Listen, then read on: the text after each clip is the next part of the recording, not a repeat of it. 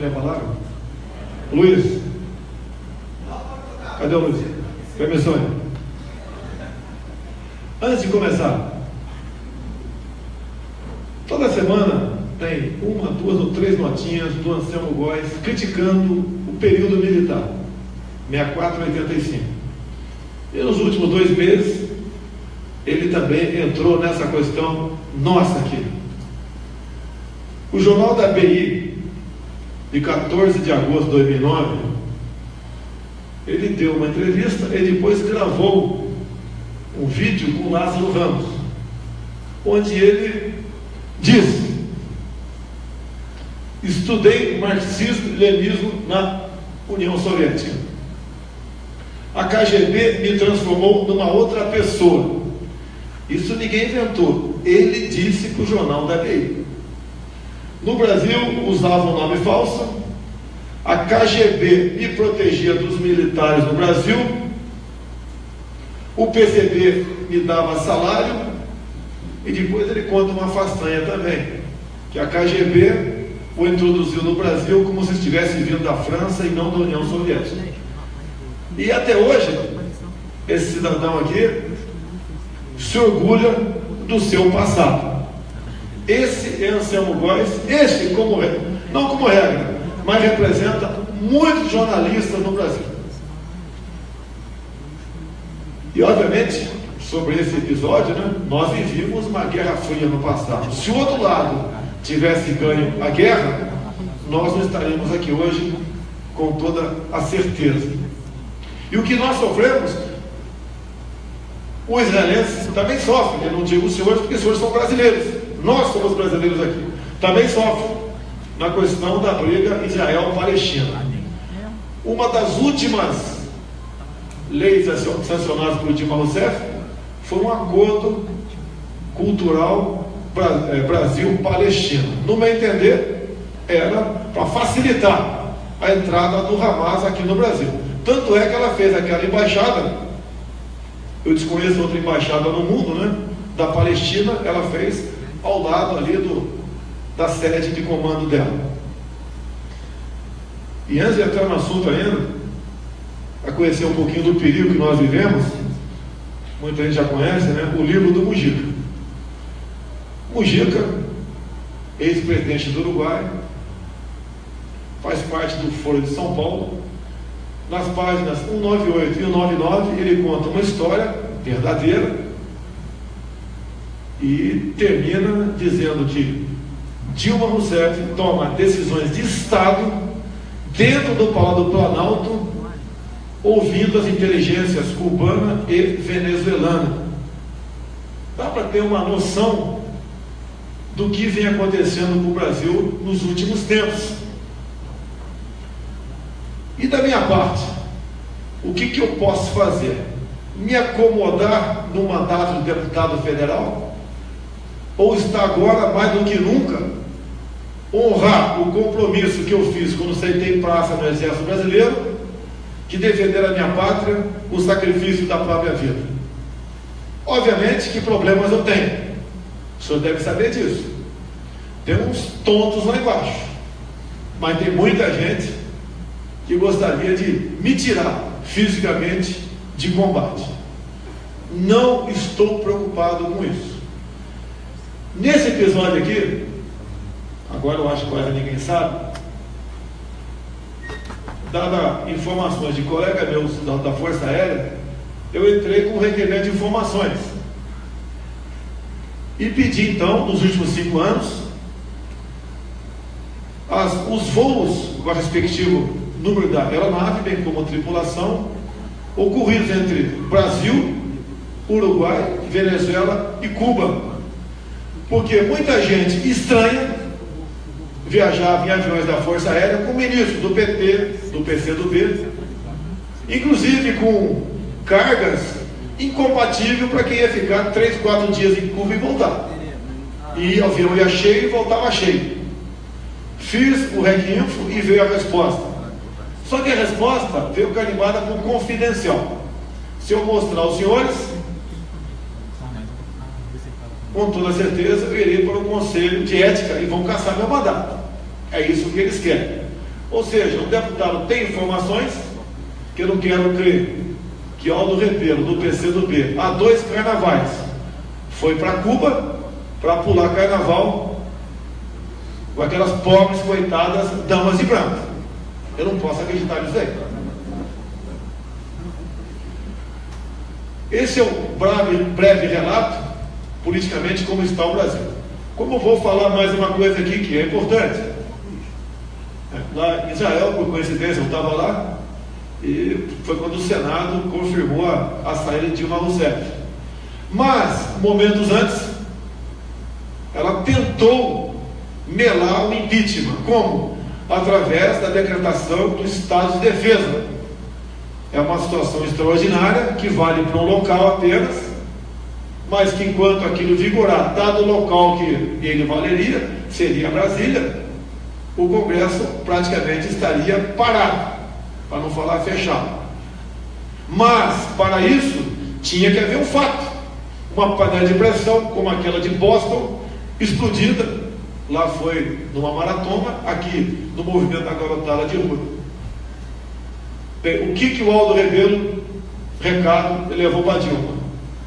Não provoque isso, porque as Forças Armadas não vão aderir. E ela recuou. Este pessoal que está no poder, chegou ao poder pela mentira, pela demagogia, vendendo lote no paraíso para pobres desinformados. É certo, mais do que nunca, que não iam e não vão entregar o poder, como alguém acha que entregou, sem reagir. Não é à toa que nós temos 12 mil cubanos aqui dentro. Foi pego um cubano numa base do Exército do Ibirapuera, lá em São Paulo. Foi descoberto. A informação chegou para mim. Nós sabemos da lealdade das Forças Armadas. Eu não tenho lealdade nenhuma para governo nenhum. A informação chegou para mim. Eu botei para fora a tribuna da Câmara. Falei que via relatório periódico de informações, o caso tinha seguido os canais de comando até o Ministério da Defesa. O único órgão de imprensa que me procurou foi a revista Veja. E ele queria um documento de RPI. Eu falei, não, você vai na defesa. Pergunte lá para o Jacques Wagner, que era o ministro do PT na época, sobre isso. Então ele foi e voltou. Você apresente o RPI. Eu falei, seguinte, volte na defesa e diga se é verdade ou não é o que eu estou falando, e ponto final. Se for verdade, qual solução tomaram? E não haviam tomado nenhuma solução até aquele momento. Agora, se eles falarem que for mentira, talvez eu puxe o documento do bolso. Ele simplesmente foi, voltou. Simplesmente falou o seguinte: a informação da defesa, o capitão cubano já havia pedido demissão do Exército. Numa ditadura, um capitão do Exército pedir demissão só se for maluco. E não existe a figura de demissão. Tanto é que um outro livro de um coronel, chefe da segurança de Fidel Castro, ele conta claramente ali que depois de assistir à execução do general Ochoa, que era o comandante do exército cubano, naquele episódio de tráfico, que Cuba participava de tráfico de cocaína para a América do Norte, porque Cuba lucrava duas vezes.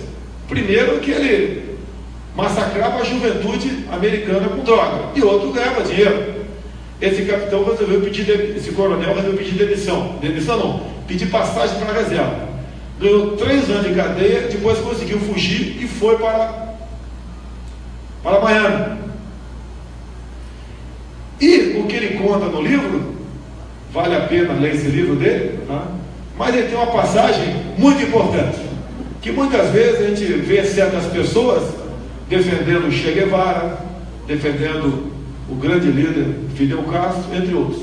Ele conta no livro que todo mundo que foi a Cuba teve a sua vida filmada. Então, se ele foi no hotel com a sua esposa, toda a sua intimidade foi filmada. Se ele foi no hotel e levou seu companheiro, por ser homossexual, foi filmá-lo também. Se ele foi no hotel e teve relações com uma menor de idade, que para nós é pedofilia, também foi filmado. Então esse elemento está na mão do comandante cubano. E mais ainda, no livro ele diz que existe muita gente lá em Cuba que para nós aqui está como desaparecido político. Bem, isso é uma rápida pincelada de onde nós aqui brasileiros estamos. O perigo que nós estaremos correndo em o PT continuar no governo. Bem, não tem ninguém na cadeira presidencial, mas o nosso Brasil ainda está muito aparelhado com esse tipo de gente. Vamos agora falar um pouquinho do nosso Brasil. Eu peço que me avise quando é 40 minutos para eu encerrando aqui. Por que eu estou aqui? Primeiro, eu fui convidado. Muito obrigado. Tá? Mas qual é o meu papel aqui? Um pré-candidato a presidente? Com toda certeza. Eu sou bom? Posso representar dias melhores para o nosso país? Eu costumo dizer o seguinte: eu não sou bom não, mas os outros são muito ruins. A ponto tal que eles me esculacham tanto e eu estou crescendo em pesquisas. Bota outro slide qualquer. O G já foi. Bota aí. Bem, na nossa viagem a Israel, eu tenho 5 filhos, né? Eu fui com 3 filhos para lá. Foi uma viagem maravilhosa para a gente ver como os nossos irmãos vivem lá.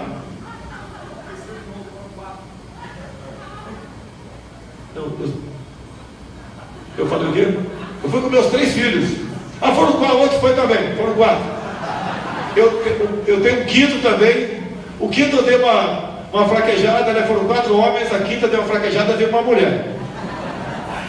Ela tem 6 anos de idade e foi feita sem aditivos. Acredite se quiser. Então, a gente começa a ver aqui a minha vivência, né, de capitão do Exército Brasileiro por 17 anos. Dá a vida pela pátria, anda para o Brasil todo. E vamos fazer uma comparação, nós aqui brasileiros, com Israel. A gente vê o que Israel não tem e o que eles são. A gente volta para nós aqui. O que nós temos e não somos. É da vergonha. A vergonha. Vi, lógico, uma passagem rápida, 8 dias, né? Na verdade foram 6, tem a viagem. Como é que pode Israel ter uma agricultura basicamente no deserto, onde a precipitação pluviométrica é menor que os semiáridos nordestinos? Os nossos irmãos lá têm a garantia alimentar, até exportar um pouco para a Europa, e nós aqui, está com o nosso povo muitas vezes, né? Se não está passando fome, está muito mal alimentado. Conversamos rapidamente com o ministro da Agricultura, senti uma afetividade enorme por parte dele, pelo que tudo indica, tem vontade de interagir conosco, fazer acordos, mas quando por coincidência foi aniversário de Israel, eu não vi naquele aniversário o embaixador brasileiro lá. E falaram que ele gosta muito de passear na Palestina. E é uma verdade. E até há poucas semanas os senhores não tinham embaixador de Israel aqui. Eu fiquei muito feliz, né, com o novo embaixador de Israel, porque eu fui num evento informal com mais meia dúzia de parlamentares e, obviamente, né, no final me apresentei como capitão do Exército e ele se apresentou como coronel do Exército também. Fiquei muito feliz em ele ser militar. Lá não tem a discriminação. Aqui discriminam os militares em todo momento.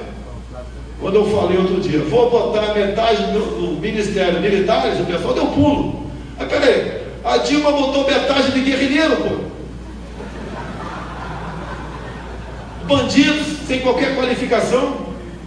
Eu faço um desafio aqui a vocês. Os últimos 15 anos, Alguém lembra de um ministro qualquer que um dos senhores pode falar, esse ministro lutou para que a área dele realmente crescesse, apresentasse serviço para a nação? Me apresente o nome do ministro. Não tem. Basicamente, como regra, se coloca a gente em ministério no Brasil para ganhar, para ir a Lava Jato, para ir levando terror em Brasília. E a galera agora busca uma maneira para se safar. Anistia, criando voto em lista para que eles estejam na frente da lista para continuar com imunidade parlamentar. Esse é o nosso parlamento. Daí a gente vai aqui no Brasil, né? O que Israel não tem, o que eles são. Você dá para ver direito aí. Tem um mapa aqui metodologénético de 73. Nem o cuidado de ter um mapa mais atualizado nós temos ainda. A área mais rica do mundo está exatamente demarcada como terra indígena. Uma área maior que a região sudeste, ela é demarcada como terra indígena. Tive em Roraima, que uma das acusações que eu recebo é xenófobo. A minha turma veio da Itália, por ocasião da 35, 40, vieram para cá, e eu sou contra estrangeiro aqui dentro. A época é outra. Lá em Roraima, acabaram com o estádio de Roraima. Vários motivos, né? O último agora, o golpe de misericórdia. Fugindo da ditadura venezuelana, Boa Vista em especial, graça lá à vontade, prostituição, roubo. Na semana que eu tive lá, 2 policiais militares foram executados. A imprensa aqui não divulga, não dá ibope, parece. O Rio de Janeiro dá ibope. E por que mataram a cidade de Roraima também? Um pedaço de terra riquíssimo, com todos dentro de Roraima. Os senhores acham aqui tudo que existe na tabela periódica, tudo A a Z, minerais lá, nióbio, ouro, bauxita, diamante, tudo. Além da demarcação como terra indígena, o que eles fizeram? O único rio lá que se poderia fazer 3 hidrelétricas, o pessoal encheu de índio. Hoje você não pode fazer uma hidrelétrica. Então metade da energia vem da Venezuela, de péssima qualidade, e a outra metade vem de uma termoelétrica. E eu fui lá para responder perguntas, né? Peço que a imprensa não fale que eu estou falando como candidato a presidente. Eu não estou. Então lá a gente é questionado. E se você for eleito presidente, eu não quero uma multa aí do TSE, por favor. Eu falei, só tem uma maneira de a gente resolver esse problema. Tanto é, né, que eu torci e muito pelo Trump nos Estados Unidos. Ok? Não é porque eu sou mais rico do que ele, não. É que eu via a senhora Hillary Clinton como uma Dilma Rousseff que falava inglês.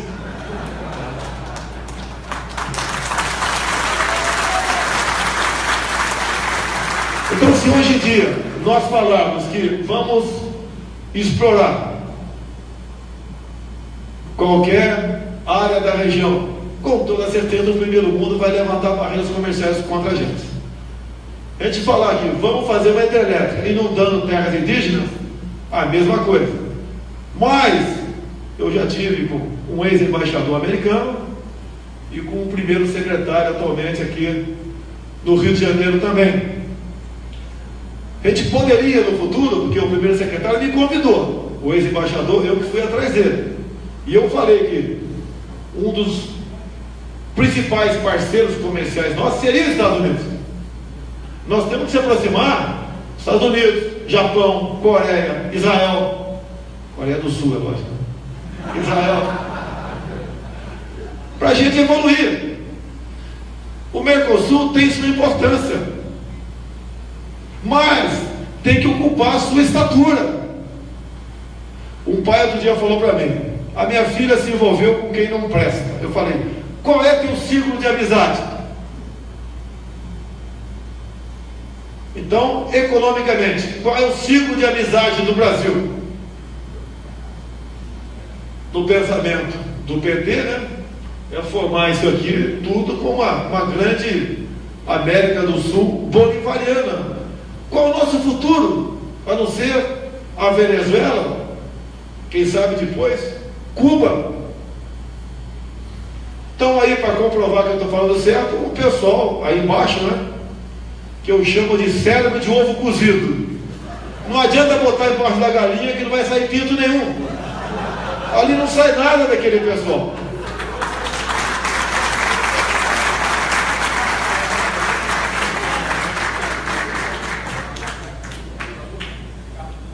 Aí embaixo está o vadio da rua.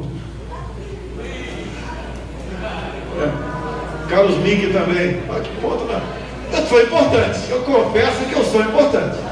Se eu fosse um mané qualquer, esses dois cidadãos não estariam lá embaixo. Então vamos lá. Nós temos que se aproximar de um país democrático e nuclear para poder explorar o que é nosso. Que se nós fizermos a loucura, me desculpe, isso não é falta de patriotismo. Se nós, repito, isso não é falta de patriotismo. Se nós fizermos o que a Argentina fez no passado das Malvinas, né? Ou das Falklands, dizendo que as Malvinas é nossa, perderam tudo. E logicamente a Inglaterra não vai abrir mão de um ponto estratégico onde ela domina todo o tráfico no cone sul-atlântico.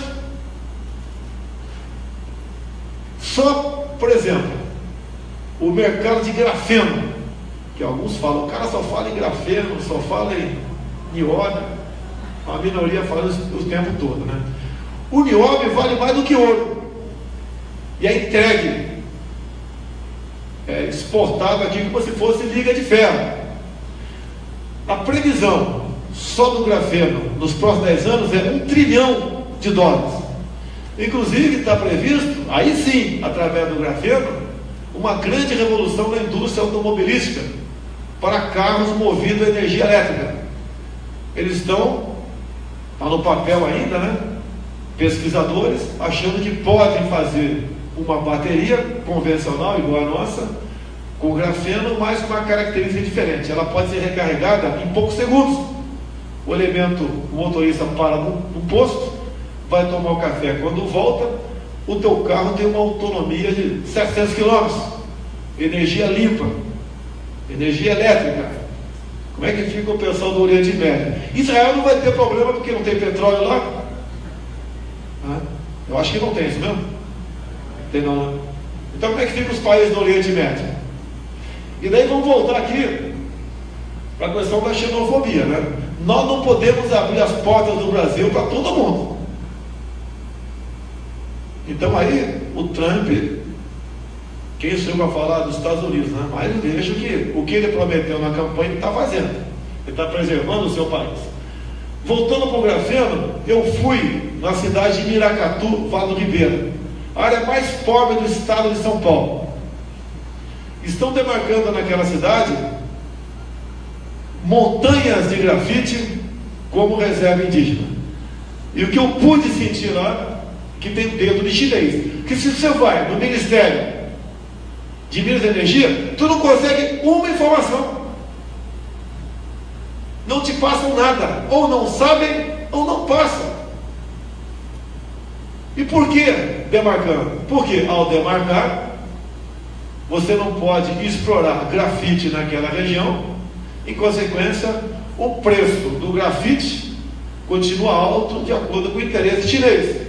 E mais ainda, o chinês está praticamente acertado em explorar agora o nióbio em Catalão, Goiás.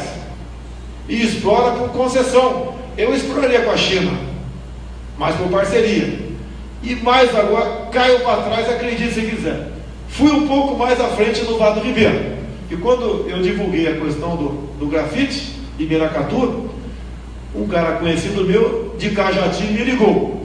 Eu fiz um pequeno vídeo. Tem uma empresa, uma mineradora em Cajati. E como rejeito, eles têm a magnetita. Que lá, se qualquer um dos senhores chegar lá e falar, eu quero 10 caminhões para botar estrada da minha fazenda, eles dão. Bem, 3, 4 anos para cá não dão mais, porque uma empresa chinesa descobriu que naquele rejeito que foi doado para eles, eles tiram o nióbio. Aplicações do nióbio: chassi de automóveis mais resistente e com certa flexibilidade e mais leve. A Alemanha faz isso. O Japão já começa, em vez de botar apenas o aço normal em prédio, já bota a liga ferro nióbio, resiste mais a abalos sísmicos.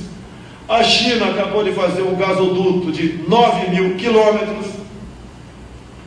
Inclusive, vamos agora para a bijuteria. Uma aliança está para chegar, era para ter chegado hoje. Uma aliança dessa aqui de nióbio, mesmo peso, mesmo tamanho, custa no Japão R$6.000. E um par de aliança desse de ouro no Brasil custa R$5.000. Ou seja, os japoneses, além das utilidades do nióbio, também estão fazendo bijuteria. Qual a diferença? Por que ouro nióbio? Primeiro que, de acordo com a incidência da luz e a temperatura, a aliança de nióbio fica igual um arco-íris. E outra, que o nióbio não dá alergia, o ouro dá. Deputado não tem alergia a ouro. Então, tem uma indústria milionária de nióbio até voltada para a bijuteria. O presidente da CBMM Araxá mandou um cidadão lá em Brasília falar comigo. Eu me surpreendi, né? E ele me convidou para visitar a CBMM em Araxá. Eu falei: por que eu? Achei deputado aqui, por que eu? Ele respondeu, eu vou responder para os senhores aqui, mas foi algo voltado para credibilidade. Porque tem alguns projetos na Câmara visando, né, a estatização dessa empresa lá em Araxá. Primeiro momento, se está dando certo, eu não quero uma outra Petrobras em Araxá, no que depender de mim. Agora, no que depender de mim, vamos explorar como empresários, mas o que eu quero é a parceria e não concessão. Ou seja, tanto que ele produzir, uma parte fica conosco. Na entrada da empresa tem umas 60 bandeiras, vários países. Logicamente a gente fica preocupado, por que não tem tal país aqui? Logicamente, apenas confirmei. São países que importam o nióbio nosso. Tem país que sabe do potencial do nióbio, eles não têm ainda nada em pesquisa para utilizar, mas fazem reserva estratégica. Agora eu pergunto: existe 10 gramas de nióbio brasileiro? Não. As nossas reservas minerais, agregando valor, nós temos como pensar em sair dessa crise. Vamos lá. Quando eu falo assim, crise econômica, o pessoal sempre pergunta para mim, né? Você não entende nada de economia? Eu falei: graças a Deus. O Brasil está cheio de entendido em economia, olha que desgraça que está o país. Logicamente, nós temos algum conhecimento de economia. Mas a economia mais importante começa com o micro. Muitos dos senhores estão aqui, mas estão preocupados a voltar para casa. Levar uma bala perdida, ser assaltado no sinal. Muitos não vieram pensando nisso. Muitos não saem fim de semana pensando nisso. Tem alguns colegas meus, né, que vão à praia armados. Quem gostaria de, se morasse fora do Brasil, curtir aí uma lua de mel em Copacabana? Só se for maluco. Ali tem tudo que não presta. Sem segurança, nós não podemos fazer nossa economia se movimentar aqui. Os senhores sabiam que só no estado do Rio de Janeiro são 30 caminhões de carga roubados por dia? Tem empresa que não traz mais nada para cá, não aceita o frete. Agora, quando o policial, em progressão, elimina 2 vagabundos, a primeira coisa é que outros vagabundos, como esses que estão aí embaixo, procuram a maneira de prender o policial.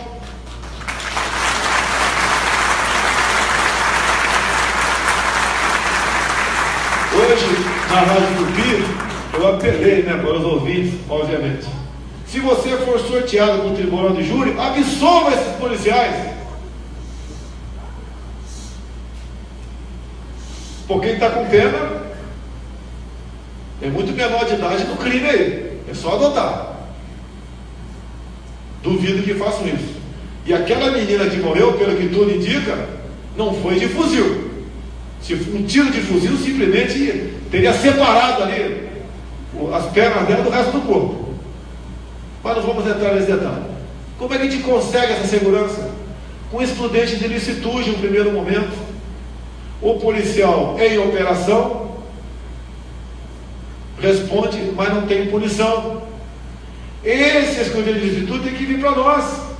Se você matar alguém dentro da tua casa, valer. Você pode falar, mas está valendo. Não está valendo no momento. Olha o cunhado da Ana Hickman.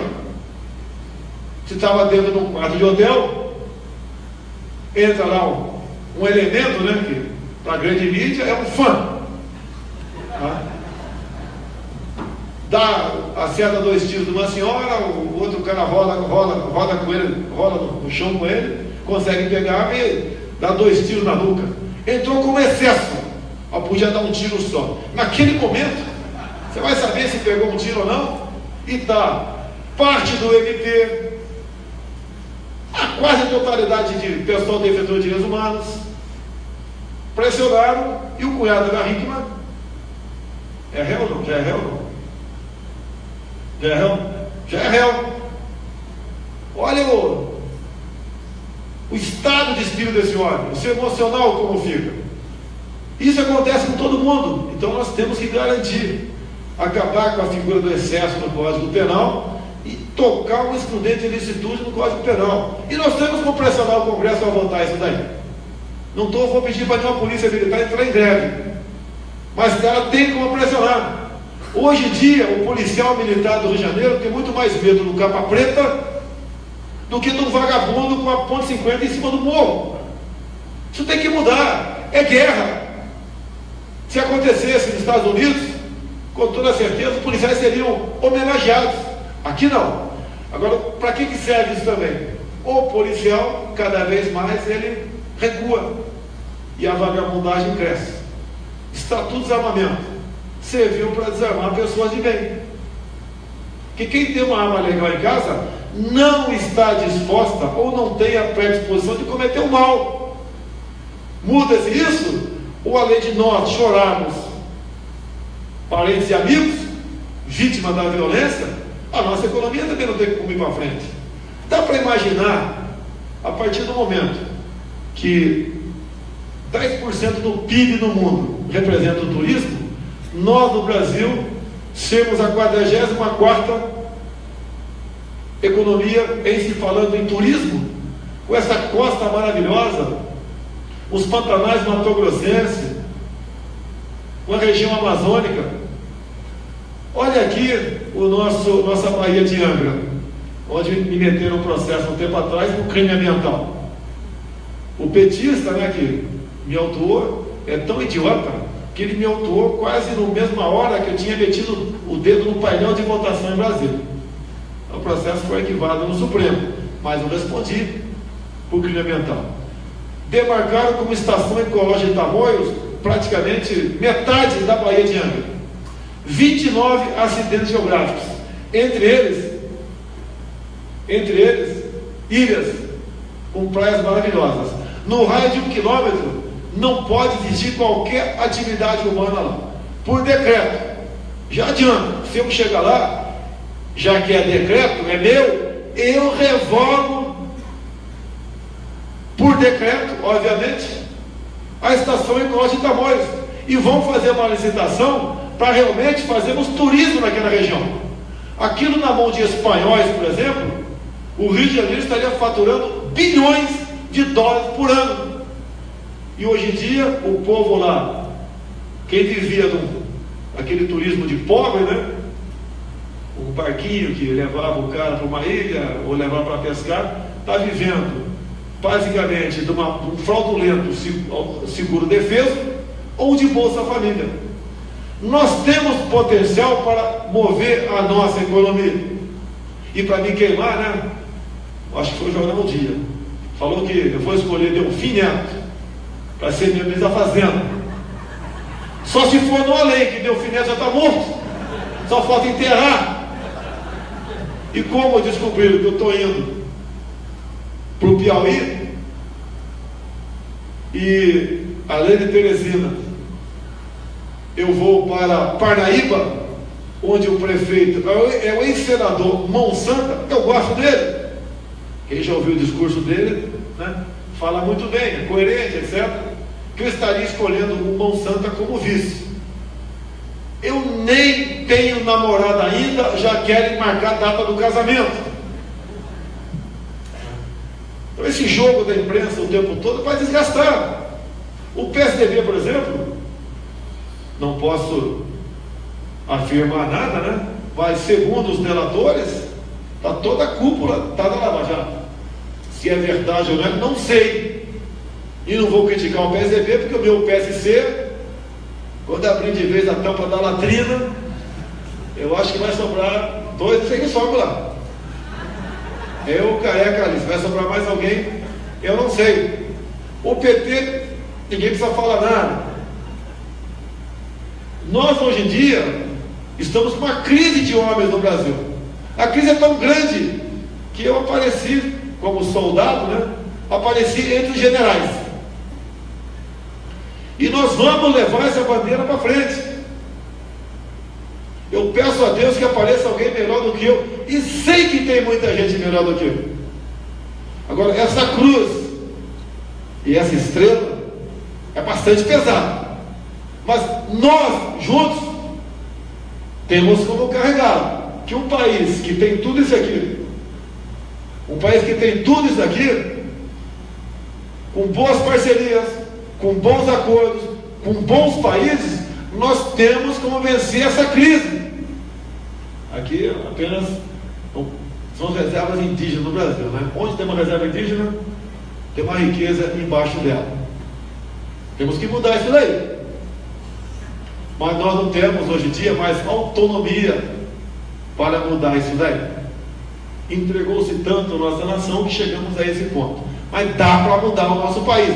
Isso aqui é só reserva indígena. Está faltando quilombolas, é outra brincadeira. Eu fui num quilombola em Eldorado Paulista. Olha, o afrodescendente mais leve lá pesava 7 arrobas. Não fazem nada. Eu acho que nem para procriadores serve mais. Mais de R$1 bilhão por ano gastado com eles. Recebem cesta básica e mais material e implementos agrícolas. E você vai em Eldorado Paulista, você compra arame de farpado, você compra enxada, pá, picareta, por metade do preço, vendido em outra cidade vizinha. Por quê? Eles revendem tudo baratinho lá, não querem nada com nada. Esse quilombola era a montanha do Rio Ribeira de Guampa. Depois foi a jusante. Pior ainda, afrodescendente ameaçando matar afrodescendente, porque algumas famílias requereram e foi concedido. E outras famílias de afrodescendentes que têm terra lá estão fora do processo. Olha que ponto nós chegamos. Um governo federal estimulando a luta de classe. Agora, se a gente esperar que isso vai se acomodar, com essas pessoas tem que ser apresentado como pré-candidatos por aí, que vão continuar a fazer exatamente o que os seus antecessores fizeram. Você tem que acreditar nisso? O nosso destino vai ser um dia sair do Brasil. Aí eu voltar para a Itália, se é que vou me aceitar lá, não sei, né? E a gente sai do Brasil. Nós temos batido recorde nos últimos anos de pessoas que pedem a dupla cidadania. Nós temos como resgatar o nosso Brasil. Quando se fala, por exemplo, em educação, cultura, patriotismo, falar isso no Brasil é motivo de chacota. Mas eu falo, como vocês falam, que nós somos brasileiros, como em alguns países se fala também, porque as pessoas são patriotas, é a maneira que nós temos de nos unirmos. e buscar dias melhores para a nossa nação, e não dividir. Quando eu era moleque, quando tinha uma festa de casamento, por exemplo, alguém ia se casar, os primeiros convidados eram os professores. Hoje em dia, professor não é convidado nem para velório.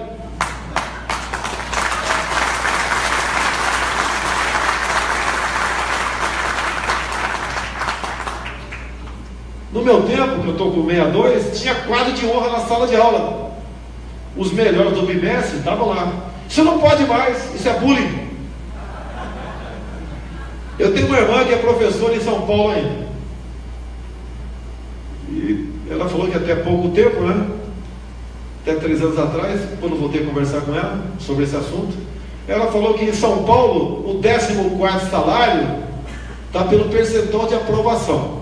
Assim sendo, os professores, jogando a toalha, competem entre si quem corrige mais provas por minuto, porque eles são proibidos de usar caneta vermelha, por causa bullying, é caneta azul. Os senhores pegam pesquisas da PEOSP em São Paulo, que é da Associação de Professores, entre os vários itens, olha que é o pessoal de esquerda, hein? É do PSOL, PT, PCdoB, pesquisa deles. Dizem lá nas pesquisas que 70% dos professores já foram física ou moralmente agredidos por alunos ou pais de alunos. 70% também já experimentou ou teve contato com drogas. A gente vai para o exame a prova do PISA, de 2 em 2 anos. O PISA, né, vinculado ao CDE, faz essas pesquisas em 70 países. Nós estamos todos dos 60 para baixo. A prova de interpretação de texto, o elemento manda o aluno ler um texto, quando ele para no segundo parágrafo, manda dizer o que entendeu do primeiro, não sabe. A questão de matemática, a penúltima prova que eu tive conhecimento, uma regra de 3 simples. Era mais ou menos o seguinte: é difícil. $1 vale R$4. $3 vale quantos reais? 67% errou. E olha que a pessoa bota os melhores para responder. Sala de aula é para discutir, hoje em dia, o quê? Sexo, respeitar as diferenças. Uma das últimas leis aprovadas pelo Dilma Rousseff foi instituído no currículo escolar aula de dança. Quem quer dançar, vai dançar fora da escola ou na universidade, quando for fazer isso daí. Em sala de aula não. A gente sabe qual é a intenção. Não se canta mais o nacional, não se hasteia mais a bandeira em escola. E talvez o dança seria para dançar na boquinha da garrafa. Não pode ser outra coisa. É uma vergonha. Não é educação também, né? Mas é uma vergonha a instrução em nosso Brasil. E eu costumo dizer, o que tira o pobre da miséria é o conhecimento. Temos que mudar esse currículo escolar. Tem muita, mas muita coisa para ser mudada em nosso país. E para isso, teria muito a falar, mas fica aberta a pergunta. Tive agora na Mackenzie, Universidade de Mackenzie em São Paulo. Foi no MacGrafe, ou seja, o único órgão que eu tenho conhecimento na América do Sul que estuda aí o grafeno. Agora, de surpresa, né? Fui visitar o alojamento, não de estudante, dos pesquisadores. A maioria, vive 30 nomes de estrangeiros. Estrangeiros pesquisando o grafeno lá na Mackenzie. E o que ele pediu para mim, que eu falei, não tenho como te atender. O que a gente quer é uma bolsa de estudo para engenheiros brasileiros virem aqui pesquisar, para que essa tecnologia seja desenvolvida 100% por nós, e não tenhamos que abrir tanto assim para estrangeiros. Mas o governo federal não está preocupado com isso. Um país que não tem tecnologia está condenado a ser escravizado por quem tem. Eu tive na Embraer de Israel. E aí? E daí cabra lá me atendeu, né? Na minha maneira de ser, já percebi logo, ele falando português, muito bem, dado momento perguntei, né? Tem muita gente do IME e do ITA aqui dentro? Daí ele deu risada, lógico, ele falou, alguns. Os nossos cérebros, não é lá, estão fora do Brasil. Vou contar uma coisa para vocês aqui, que não é novidade, né, mas é real. Quando acabou o período militar, tínhamos um brigadeiro aqui de nome Piva. E ele entendia muito de energia nuclear. E começou a ser perseguido. Aquele papinho, ditador, não sei o que, milico, não sei o que lá. Onde é que ele foi trabalhar? No Iraque com Saddam Hussein. Não entremos em detalhe. Nós queremos trazer essas pessoas para nós. É muito comum eu ouvir por aí gente que quer sair do Brasil. Alguns depositam em mim como a última esperança. Até eu falo para a mídia, né? Vocês que querem dar pancada em mim, tudo bem, mas dá com razão. Não fica com essa frescura de racista, homofóbico, fascista, xenófobo, nazista. Me ajuda aí.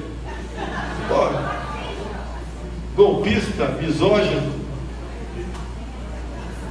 Porque se o Brasil descambar, os primeiros vão perder o emprego. Os primeiros que vão perder o emprego, os primeiros que vão perder o emprego é esse pessoal da mídia.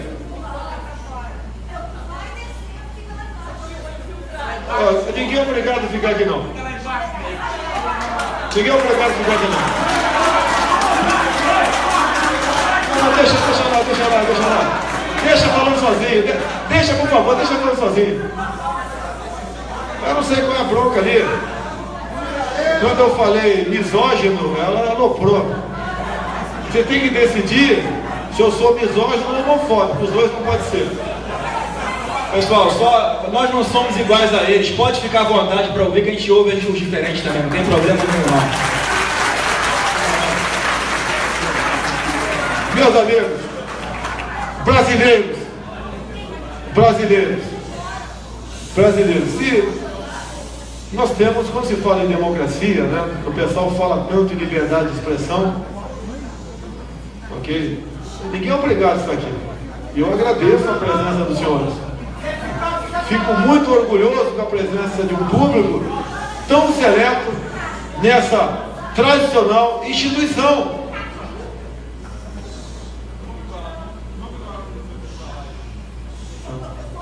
Inclusive, se quiser, nós estamos gravando, a gente oferece a fita do que foi gravado aqui para quem quiser. Nós temos aqui uma opção. A esquerda teve 13 anos na frente do governo. Levou o Brasil a uma crise que se possa imaginar. Roubalheira.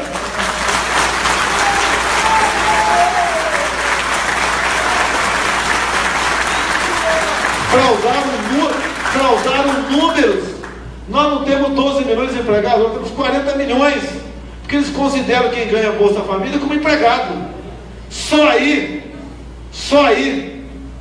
nós temos praticamente um quarto da população brasileira vivendo às custas de quem trabalha. Alguém já viu um japonês pedindo esmola por aí? Porque é uma raça que tem vergonha na cara. Pegou essa raça que está embaixo, como uma minoria está ruminando aqui do lado.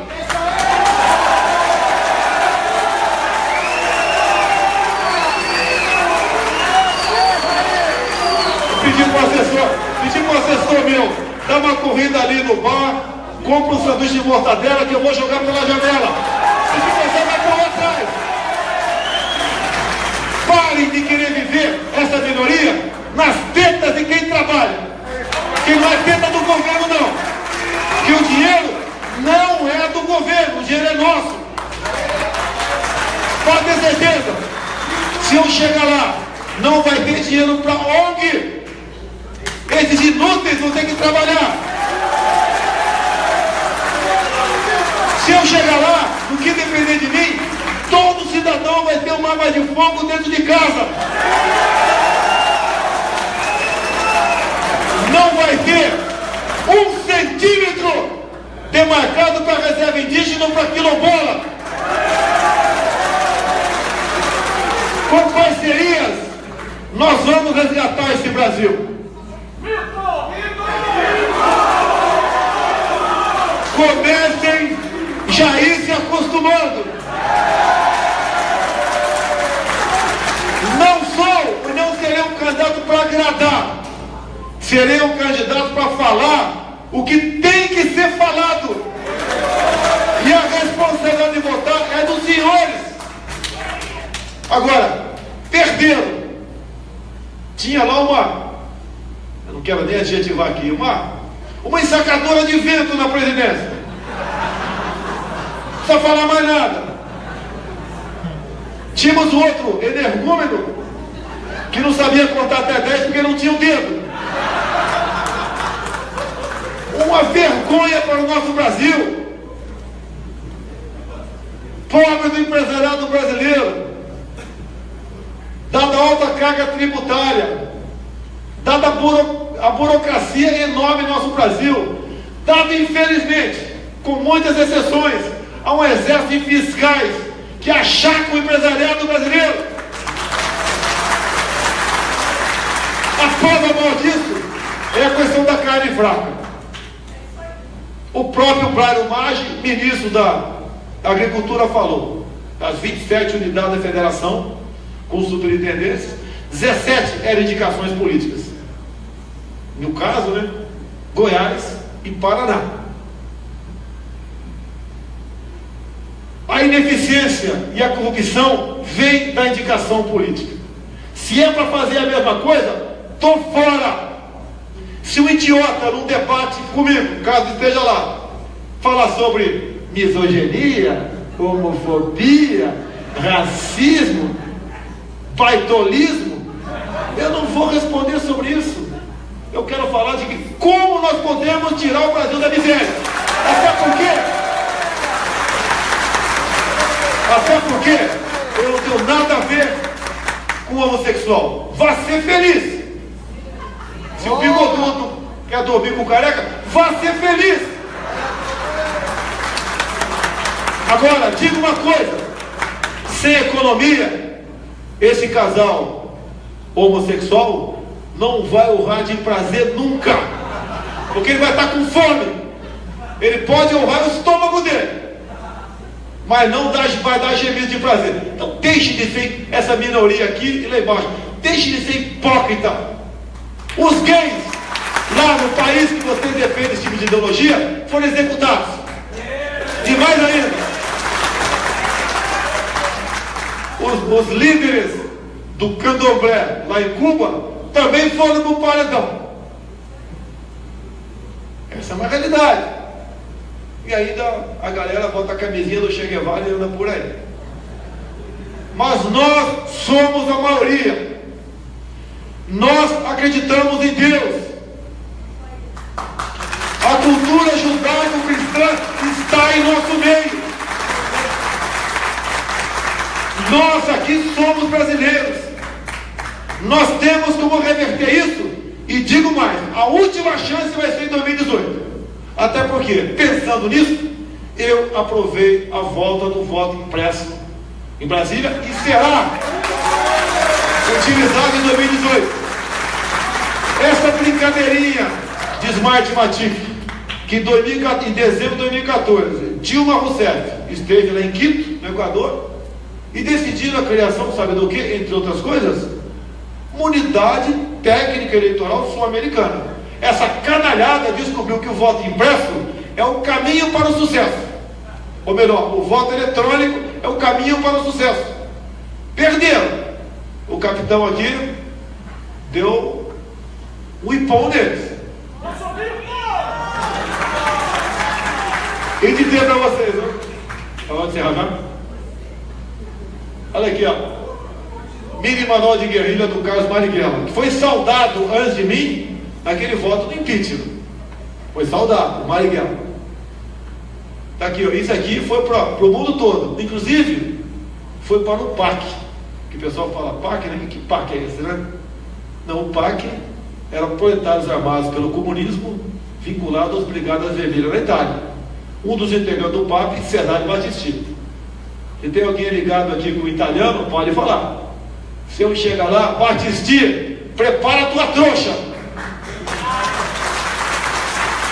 Já temos vagabundos e assassinos demais no Brasil. Tu vai voltar para a Itália. E não vem com esse papinho que casou com uma brasileira, porque isso daí, para mim, não vai valer não. Que vergonha o Ronald Biggs aqui no Brasil. Uma vergonha de legislação brasileira. Acredite se quiser. Aprovou no Senado. Em dezembro votou na Câmara, aprovou, mas como teve algumas emendinhas, voltou para o Senado novamente. Está para ser transformar em lei o novo Código de Imigração. Tomem conhecimento. Qualquer estrangeiro, ou até um monte de estrangeiro, se alguém quiser pegar um navio e encher de haitiano, de angolano, de chinês, japonês, sei lá o que for, japonês não vem para cá não, tá?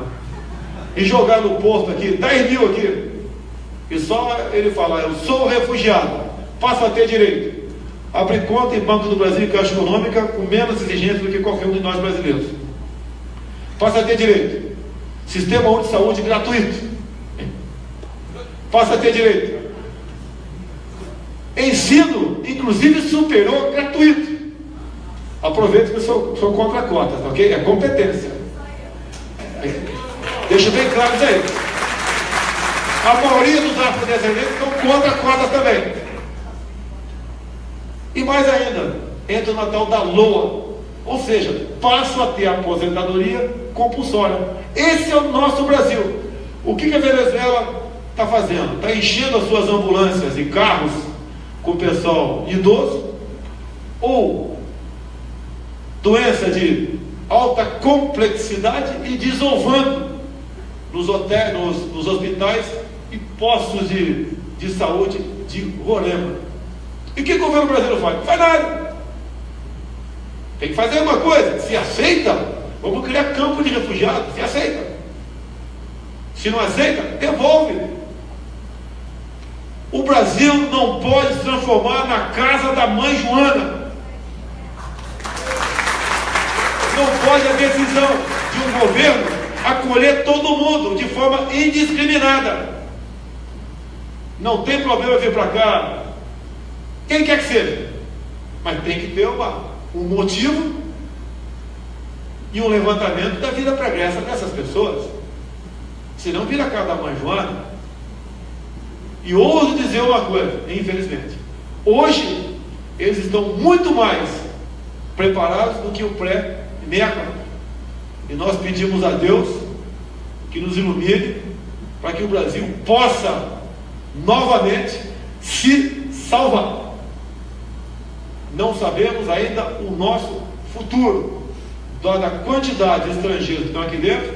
Lógico, eu não generalizo, mas dentre esses, uma minoria que pode fazer um estrago muito maior do que nós enfrentamos, em especial de 66 a 73, na luta armada e na guerra de guerrilha dentro do nosso Brasil. Concluindo, se estou aqui, é porque meu coração é igual ao de vocês, é verde e amarelo.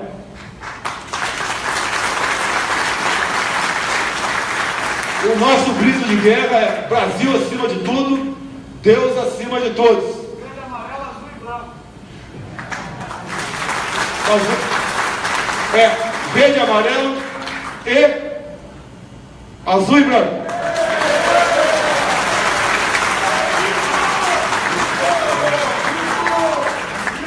Nós temos como ser uma grande nação. Deus foi muito generoso conosco. Tem a história do povo israelense, mas foi muito generoso conosco. Nós temos como vencer esses obstáculos. Nós somos diferentes. Nós somos a maioria. E nós chegaremos lá com a graça de Deus. Muito obrigado a todos.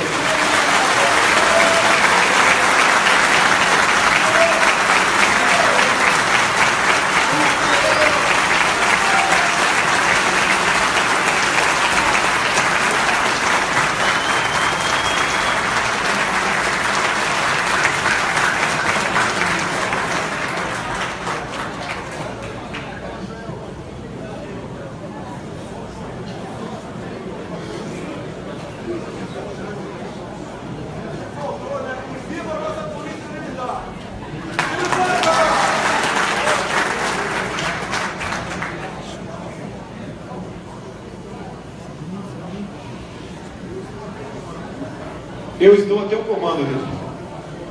Luiz, cadê o Luiz? Nosso presidente, por favor. Tá descendo aí.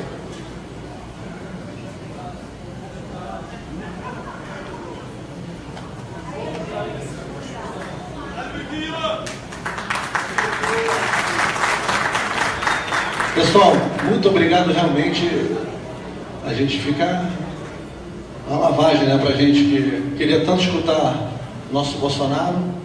E mais uma vez, só tenho a agradecer a família Bolsonaro e dizer que a Hebraica está de portas abertas. Em breve nós teremos outros palestrantes também, não só o Bolsonaro, que a gente volta a agradecer.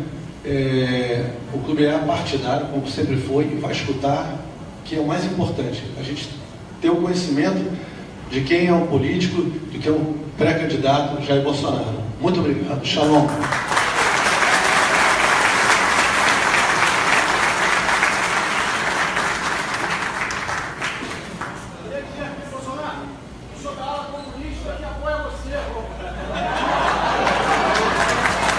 Che Guevara aí, cara. Você pode ver, se alguém for na reunião do PSOL com uma camisa minha, vai ser linchado. E você aqui está sendo tratado como um cidadão. Parabéns aí, Bom, obrigado a todos, tenham um ótimo regresso. Muito obrigado mais uma vez. Obrigado pela ordem, por ter escutado tão bem nosso povo aqui, nossos sócios, nossos conselheiros. Obrigado, boa noite.